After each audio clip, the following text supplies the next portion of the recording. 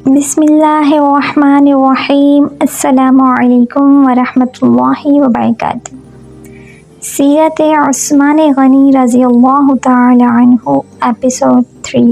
رسول اللہ صلی اللہ علیہ وآلہ وسلم کا پیغام لے کر عثمان غنی رضی اللہ تعالی عنہ کا مکے میں آنا، جس پر کافروں نے کہا کہ آپ عمرہ کر لیں، لیکن ہم باقی مسلمانوں کو مکے میں داخل نہیں ہونے دیں گے۔ لیکن عثمان غنی رضی اللہ تعالی عنہ نے کہا، میں رسول اللہ صلی اللہ علیہ وآلہ وسلم اور دوسرے مسلمانوں کے بغیر عمرہ نہیں کروں گا۔ اس پر کافروں نے انہیں مکے میں روک لیا۔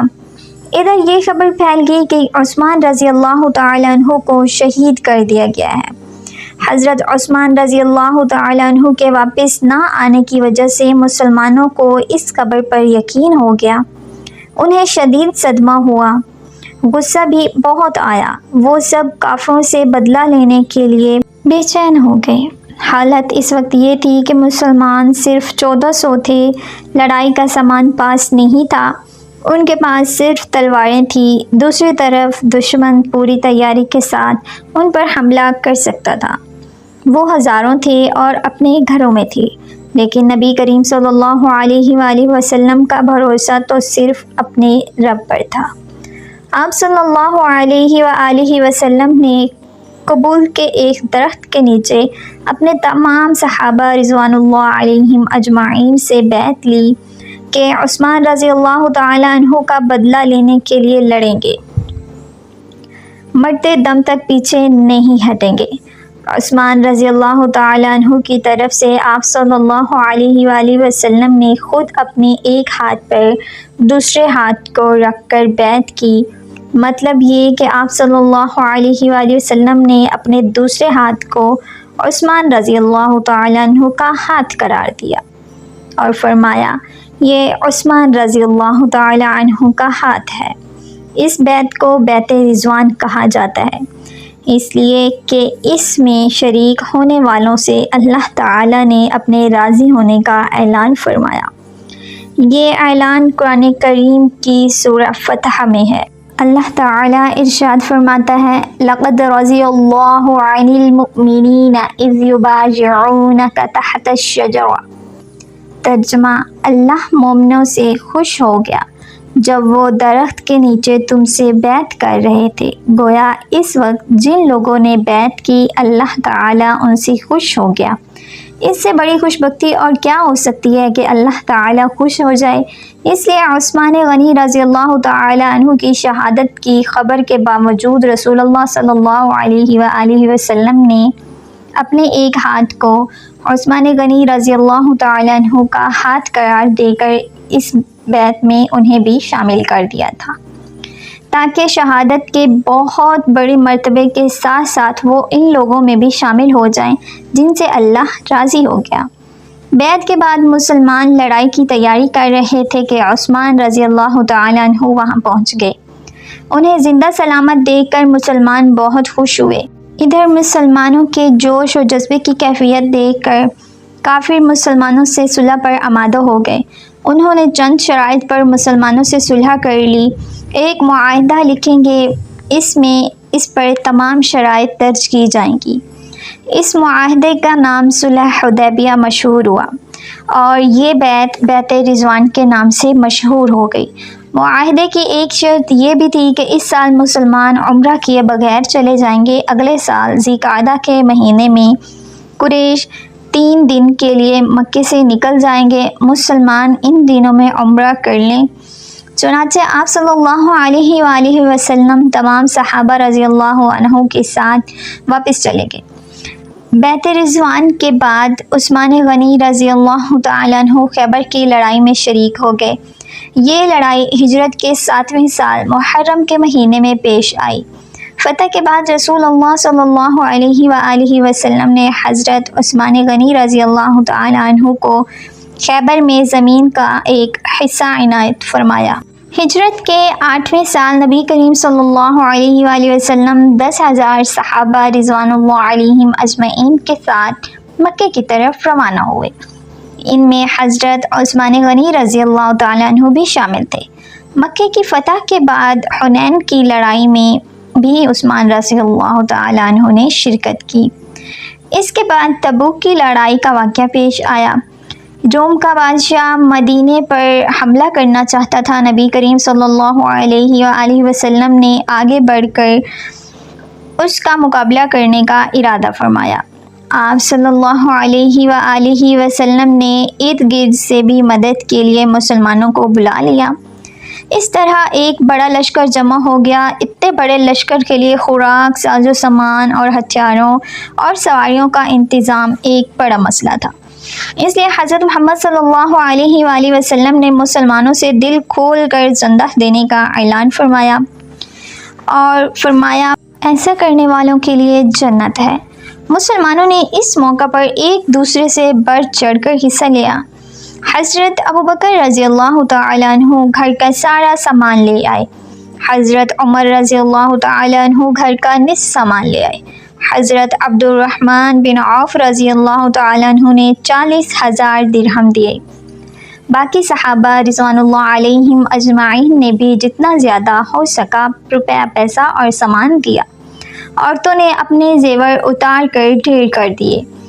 اس روز حضرت عثمان غنی رضی اللہ تعالیٰ عنہ نے تو حد ہی کر دی۔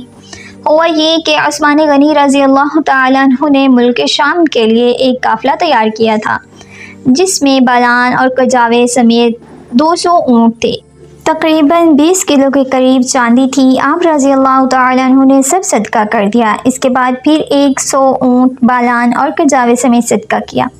اس کے بعد 1000 دینار جو تقریباً 5.5 کلو سونے کے برابر ہے لے کر آئے اور انہیں نبی کریم صلی اللہ علیہ وآلہ وسلم کی آغوش مبارک میں بکھیر دیا۔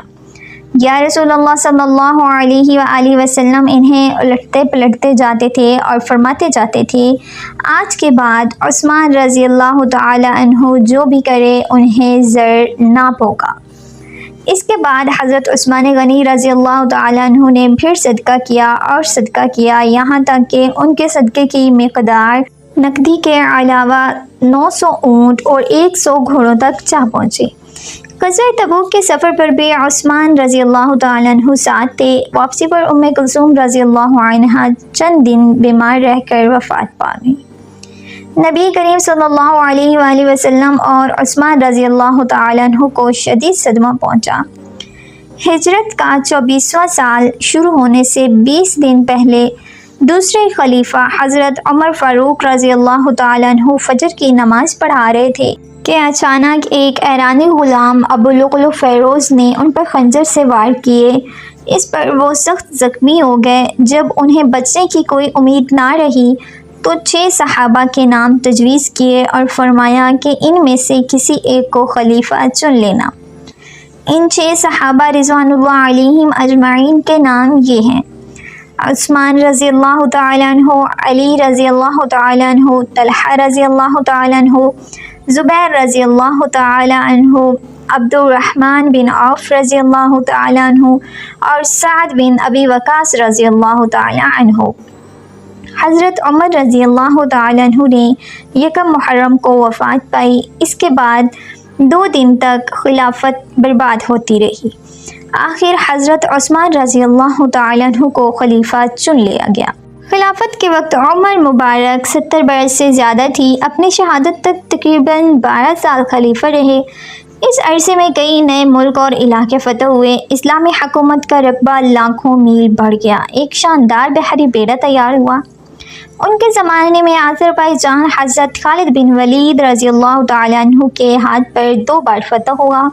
اسی طرح آرمینیا فتح ہوا۔ 27 ہجری کو حضرت عبداللہ بن سعد ابی سرح نے افریقہ پر چڑھائی کی۔ اس طرح طرابلس، قبرص، نبرستان اور جرجان کے علاقے فتح ہوئے۔ 29 ہجری میں تو گویا فتوحات کا سیلاب ہی آ گیا۔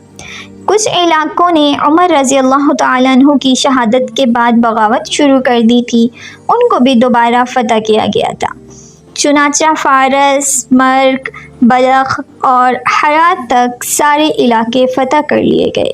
سیستان تہار ترکستان فتح ہوئے۔ ترکستان ایران اور چین کے درمیان واقع ہے۔ تالکان فاریاب اور جزجان کو سخت لڑائیوں کے بعد فتح کیا گیا۔ بہت سے علاقے اسلام کے پرچم تلے آ گئے، یہاں تک کہ اسلامی حکومت کی سرحد چین کی سرحد سے جا ملی۔ ایک سالار عبد الرحمن بن سامورہ رضی اللہ عنہ بلوچستان تک آ پہنچے اور اس کے بڑے حصے پر قبضہ کر لیا۔ اس زمانے میں بلوچستان نام کا کوئی صوبہ نہیں تھا، اس علاقے کو سندھ کا حصہ سمجھا جاتا تھا۔ پھر پورے ایران کو فتح کر لیا گیا۔ کابل سمیت وہ تمام علاقے اسلامی حکومت میں شامل ہو گئے جو آج کل افغانستان، بلوچستان اور وسط ایشیا کا حصہ ہیں۔ ایران میں آئے دن بغاوتیں ہوتی رہتی تھیں۔ اس کی وجہ یہ تھی کہ ایران کا آخری آتش پرست حکمران یزدگرد ابھی زندہ تھا۔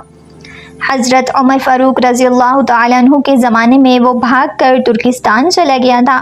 حضرت عثمان غنی رضی اللہ تعالیٰ عنہ کے زمانے میں وہ خراسان اور پھر سیستان آ پہنچا۔ مسلمانوں کے خلاف بغاوت کی، لیکن اسلامی لشکر نے دونوں جگہ اس کی بغاوت کو کچل دیا۔ خود یزدگرد ایک پنچکی والے دیہاتی کے ہاتھوں مارا گیا۔ یہ واقعہ عثمان غنی رضی اللہ تعالی عنہ کی خلافت کے 8ویں سال پیش آیا۔ اس کے بعد ایران میں بغاوتوں کا سلسلہ رک گیا۔